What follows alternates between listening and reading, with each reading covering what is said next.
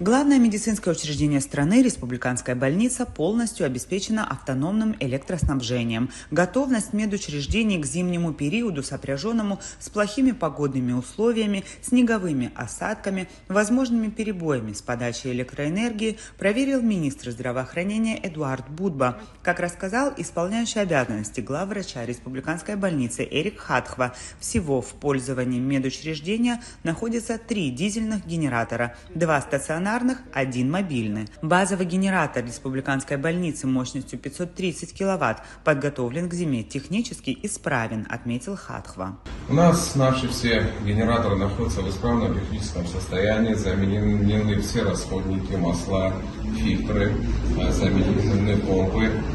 Этот дизель-генератор, он на 530 киловатт, как вы сказали, он работает в автономном режиме.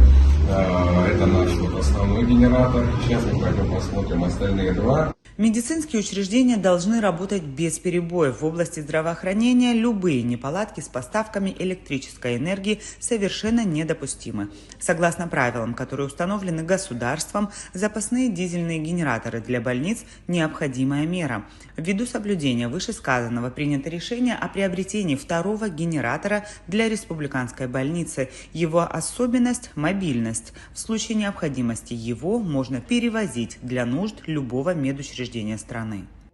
Значит, передвижной генератор на 80 киловатт, он находится сегодня в технически исправном состоянии.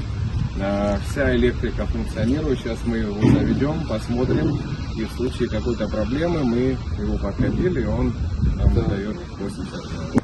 Сюда у нас провода по 100 метров еще, которые еще потом разделяются. На них по 4 розетки на каждом. То есть у нас получается 4 розетки по 4, 12. То есть такая перемычка. Да, перемычка, то есть мы можем в окно или где срочно есть необходимость закинуть провод и подать питание. На 16 точек? Да, на 16 точек.